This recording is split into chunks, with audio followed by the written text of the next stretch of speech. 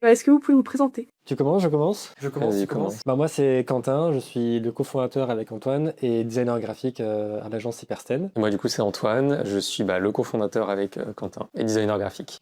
Accessoirement. Comment est-ce que vous êtes tombé dans le graphisme? Est-ce que vous avez toujours eu cette fibre artistique? J'aimais beaucoup l'architecture. Je faisais sur des petits logiciels que j'avais craqués, des petites structures et des choses liées à l'architecture, et j'ai toujours aimé ça. Et en fait, mon parcours scolaire a fait que finalement, le BTS, je me suis orienté sur le design et la communication, et après, voilà, je suis devenu designer graphique freelance et dans une structure à Lyon. Moi, je faisais des photomontages Naruto sur mes skyblogs, Skyrock, machin, et j'ai commencé comme ça, je pense, à faire un peu de la créa. Et après, ça s'est professionnalisé avec des vraies études de graphisme. Comment vous vous êtes lancé? C'est-à-dire? En fait, comment vous vous êtes rencontrés? Est-ce que c'était une évidence pour vous de fonder une agence? En fait, à la base, on est amis depuis longue date et on avait des amis en commun dans le milieu du design. On était freelance, ça marchait plutôt assez bien, mais en fait, on se rend compte qu'en freelance, c'est pas la même chose, enfin, ça veut rien dire, c'est pas la même chose qu'en agence. Super, quand t'es freelance, t'es limité à un chiffre d'affaires, t'es limité en ce que tu peux faire aussi par la suite. Même la taille des projets était limitée. On s'est dit, pourquoi pas mutualiser nos compétences, créer une vraie structure juridique pour pouvoir embaucher après des gens, pouvoir prendre des locaux et faire des projets de plus grande ampleur.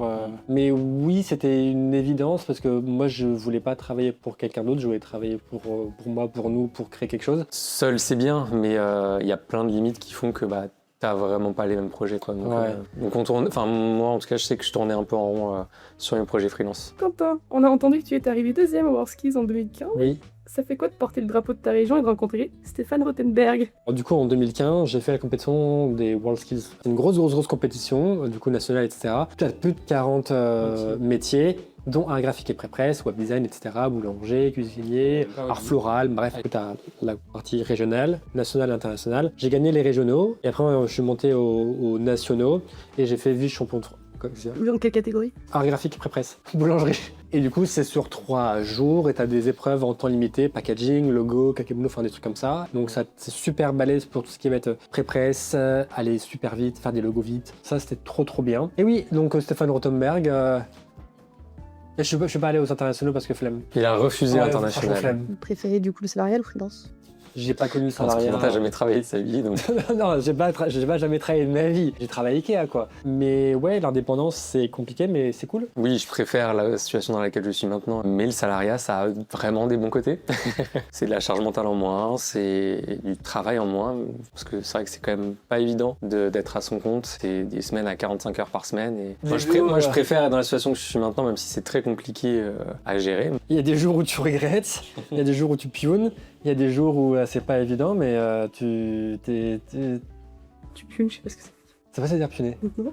Quand tu pleures. Antoine, une anecdote quand tu travaillais en tant que serveur? En vrai, j'en ai même 3 si vous voulez. J'étais dans un resto, donc c'était à Juan-les-Pins. Bien souvent l'été, il y avait les princes saoudiens qui venaient. Ils arrivaient avec 10 Lamborghini devant, il y avait les gardes du corps, ils bloquaient toute la rue, ils s'en foutaient.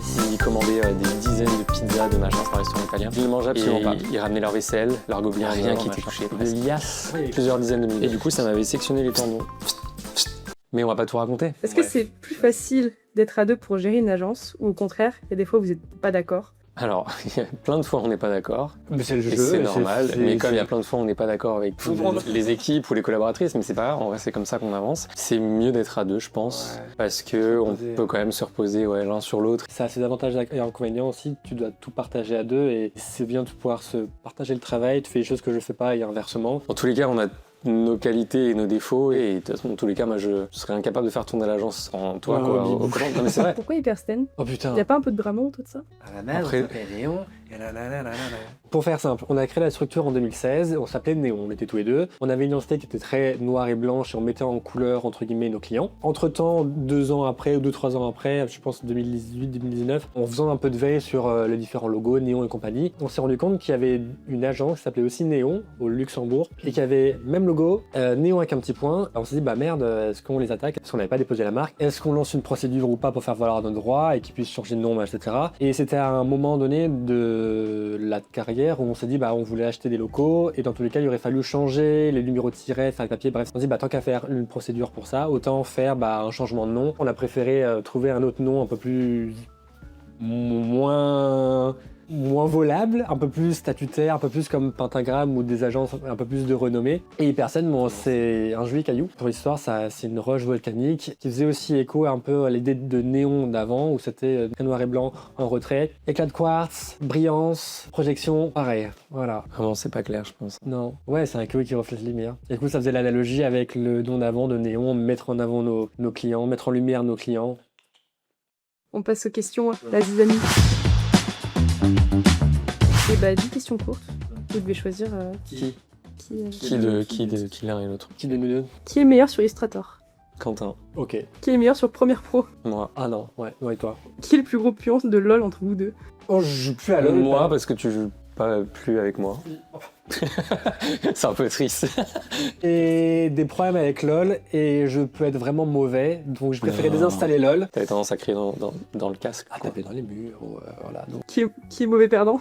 Mais Quentin, je pense que je c'est. suis mauvais perdant de ouf. Qui pourrait se perdre dans son propre quartier. Je dirais toi. Non, en fait, c'est la question, c'est Non, mais j'ai un mauvais sens t'as un d'orientation. moins bon sens de l'orientation. Mais dans mon quartier. Ah, mais c'est parce que Non, mais c'est tu me dis- extrapolé. tu me dis- Tu te rends bien compte que tu vas pas tourner autour de chez toi, autour de ton immeuble. Qui est le plus organisé. Moi, je fais des listes, des machins, nanana, et Bobby, je te le... Ouais, Regarde, je dirais toi. organisé. Il y a où dirais l'organisation sur ton bureau? Je dirais toi. Merci. Qui a été végétarien en premier. Toi. Qui est le plus fan de CX7. Toi. Ouais, je pense. Ouais. Vive Christine, elle va revenir. Qui est le plus ponctuel ou qui est toujours à la bourre. T'es toujours ponctuel en t'organisant un peu... Bah, c'est bien du coup. Ouais. Du coup, je suis Mais, ponctuel. mais du coup, si les gens le savent pas, les gens savent pas. Moi, je dirais moi. Mais Ah, si tu veux. Qui est le plus stressé en rendez-vous client. Moi. toi. Non, stressé. Point. pas un rendez-vous. Qui est le plus stressé? Qui mange ses émotions? Qui est le plus créatif. Eh ben, franchement, t'as des super bonnes idées pour plein de trucs. Moi, j'aurais dit Si toi, mais je pense que je T'es- pensais que t'allais dire moi aussi. Qui aurait le plus de chances de survie s'il se retrouve sur une île déserte. Antoine. Ah, moi, je pense. Ah ouais, moi je suis débile. Hein. Ouais, je mange un truc qu'il faut pas manger. Quentin, il mange des cailloux. Je mange des cailloux, je mange du sable, je me fais manger par un requin. Je me couche et j'attends T'attends la mort. qu'on vienne me manger. C'est quoi votre meilleur projet ou le projet où vous êtes plus fier. Moi j'aurais dit dernièrement Louis-François. Je le trouve trop cool et c'était un chouette projet humainement. Tout ce qu'on a fait, les interviews, les ateliers, les gens qu'on a rencontrés et le produit fini qu'on a fait. Je le trouve vraiment trop cool. Sinon, il y a eu EBS aussi où c'était vraiment super cool et on a un peu, entre guillemets, cassé les codes, machin, c'était super intéressant. Mais il y a eu plein de projets sur lesquels je suis super fier et sans lesquels il n'y aurait pas eu de Louis-François, je pense. Je peux pas choisir un enfant. Tu vois, au tout début, quand on avait eu à faire les affiches du Festival d'art pyrotechnique, en vrai, c'était chouette. C'était genre au début de l'agence. Hyper créa. Et c'était super chouette de voir aussi le travail dans la rue et tout. Et votre pire projet. Il y en a plein. Enfin, il y en a eu plein. Bah, plein, pas trop non plus, mais il y en a eu quelques-uns où c'était pas... Tu veux nous partager tes idées? Oh non, moi je dirais pas. Il y en a plein qui n'ont pas abouti. C'est pas parce que ça n'a pas abouti que c'est un pire projet, tu vois. Après, j'ai des anecdotes sur les pires clients, mais les pires projets... Ouais, bon, en général, le pire client, c'est le pire projet. Hein. Je suis retombé sur un mail, mais le mail lunaire. En gros, c'était une personne qui prétendait.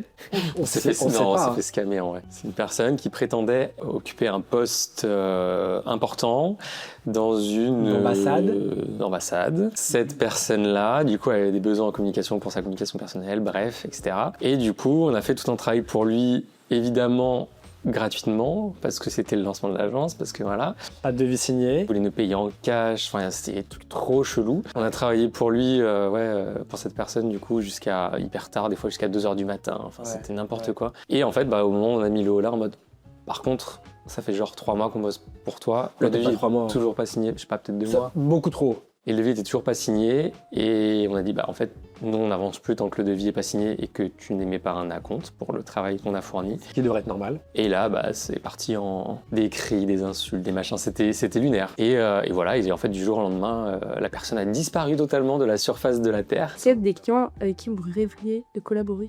En vrai, moi, toutes les marques typologie, genre Respire, après tout ce qui est forcément lié à la food, vu qu'on est végé, genre Harry & Co, La Vie, on les a eu en podcast. J'aimerais même bosser pour des trucs pour les animaux aussi, genre des marques genre Ziggy, ils font des... Non, ou genre Edgar et Cooper. Pour des pâtés. Les trucs pour les animaux, ouais, ça me ferait kiffer, je pense que ça peut être des sujets hyper sympas. Après, c'est pas végé, mais... C'est bizarre comme remarque.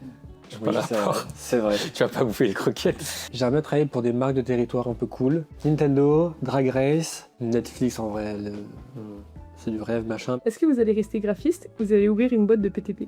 En vrai, j'aimerais bien. On ouvrira sûrement une boîte de BTP, Ouais. mais on sera quand même graphiste. Ce serait logique d'avoir une entreprise de travaux, vu qu'on fait de la réno à côté de l'agence, mais ce serait rajouter de la charge mentale à la charge mentale, et je suis pas sûr que pour l'instant on veuille rajouter de la charge mentale à la charge Non. mentale. Mais oui, je pense en tous les cas, notre métier principal, c'est designer graphique. Après, un peu entrepreneur. L'idée, ce serait d'avoir plusieurs antennes de branches, qu'on puisse créer une société de BTP, on puisse avoir une société de signalétique pour pouvoir faire des passerelles un peu comme ça, et pour pouvoir faire rénover aussi les bobbies. C'est quoi les Bobby? À la base, c'est des appartements qu'on achète et qu'on rénove nous, de retaper de manière éco-responsable en gardant le maximum de ce qui peut être gardé et d'en avoir un peu partout. On a du coup à Saint-Sauveur-Sautonnet, en montagne, à 1 heure et des patates de Cannes. On a à Cannes. On a acheté un Dean, mais Dean il est en pause parce que c'est loin. C'est des toutes petites surfaces, enfin, c'est en général moins de 50 mètres carrés. Et un peu à la manière de Never Too Small, qui est une super chaîne qui présente des rénovations de biens immo. C'est que on aime bien créer aussi des espaces, plein d'espaces dans un espace restreint. Donc par exemple à Saint-Sauveur, sur Tinée, dans la chambre, on a réussi dans une chambre qui fait à peu près 15 mètres carrés à avoir pas mal de petits sous-espaces. Enfin, on a le lit bien sûr, et puis on a le bureau. On a fait une assise sur mesure. Là pareil dans Bobby Can, le même schéma où on a une mezzanine, on va faire un bureau suspendu. N'hésitez pas à aller voir ce qu'on fait sur Instagram, TikTok. On fait un peu des tutos, on vous explique un peu ce qu'on fait comme rénovation et un peu comment on galère. Vous avez lancé une chaîne de podcast dernière. Oui. Est-ce que vous avez pour objectif de dépasser Squeezie? En vrai, on dépassera jamais. Non, mais on ce peut que- l'inviter, Squeezie. Pour parler de Ciao Kombucha qu'on a bitché sur Non, son la packaging. Bitchy, c'est pas mal. On a lancé du coup podcast, YouTube, etc. Et ça marche pas si mal. Je suis Non, ça content marche par bien. rapport à ce que je avais espéré. Je me disais, si ça se trouve, ça va faire flapsina. En vrai, ça Mais marche mieux ça que ce que je marche pensais, bien. moi. Pour voir qu'on a lancé il y a quelques mois, en vrai, d'avoir 8000 abonnés, bon, c'est pas beaucoup, mais C'est avoir rien. 8000 abonnés sur YouTube, voir que les gens, quand même, pour s'abonner sur YouTube, faut vraiment vouloir, quoi. Ouais. Enfin, moi, je sais que je m'abonne à très peu de chaînes. Et même le nombre de vues, enfin, 350 000 vues en quelques mois, c'est chouette. On ne pourra jamais dépasser Squeezie, mais ni Léna, ni toutes ces personnes-là. Et c'est pas le but du truc, c'est tellement niche. Mais c'est plus pour se faire kiffer. Ouais, et puis valoriser l'agence, montrer un peu les backstage.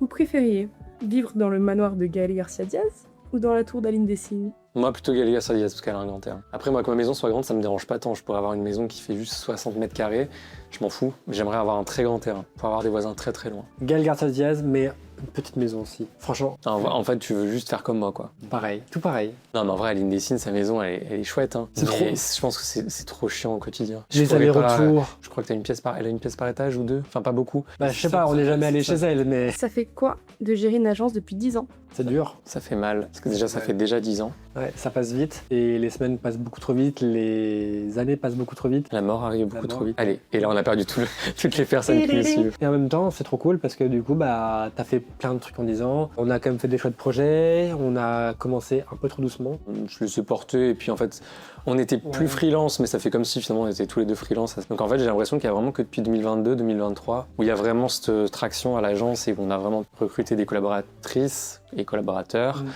On a pu avoir les locaux dans lesquels on est propriétaire des murs, et on a pu vraiment aussi avoir des vrais projets beaucoup plus gros et construire quelque chose. Quand on fait la somme de tout ce qui s'est passé, il y a eu 1500 trucs. On avait fait les France Design Week, on avait fait des conférences. On a lancé notre podcast l'année dernière, CMGN. Non, en vrai, en 10 ans, on a fait plein de trucs, fait donc plein c'est de trucs. chouette. Qu'est-ce que vous avez appris en 10 ans? À pas travailler sans acompte, pas travailler sans devis signé, sentir les gens aussi. Enfin, non, pas sentir les gens. Cerner les gens. Cerner, ouais, c'est mieux. On a ce truc assez vite de se dire Ça marchera pas. ça va le faire ou ça va pas le faire. Bon, après, c'est normal, on s'est fait avoir quelques fois, et puis voilà, on a appris de nos erreurs. On apprend toujours, mais à gérer des collaborateurs, à travailler avec eux, déléguer. Moins c'est cher, plus ça va être chiant. Ça, c'est une vraie Mais ça, règle, hein. genre vraiment partout. Plus du budget est élevé, ouais, moins il y a de barrières et plus de confiance. Et puis en fait, ils ont ta pas le valeur. temps non plus d'être picky sur des trucs qui n'en valent pas la peine. Et en général, même prendre le temps, tu vois. Pas prendre des décisions impulsives, quoi. Enfin, au lieu de dire tout de suite, faut faire ça, faut faire ça. En vrai, prendre 2 secondes de recul et essayer de trouver la meilleure solution, quoi. J'ai appris à vivre avec le burn-out. Vous avez déjà eu envie d'abandonner? Oui. Oui, je pense. Hein. Ouais. Après, c'est normal. Je pense que en vrai, c'est humain et pour n'importe quel projet. enfin, Mais après, on est toujours là. Oui, c'est que. On est toujours là au bout de 10 ans. Ça aurait pu s'arrêter avant. Pour moi, le positif, même s'il y a 70% de négatifs, on va dire, dans la journée d'un dirigeant, peut-être 80% et 20% de positifs, les 20% sont tellement cool que, en vrai, ça me motive à encaisser les 80% de négatifs. Vous re-signez pour 10 ans? Moi, oui. Quand t'hésites, c'est moi aussi. En vrai, franchement, j'en sais rien.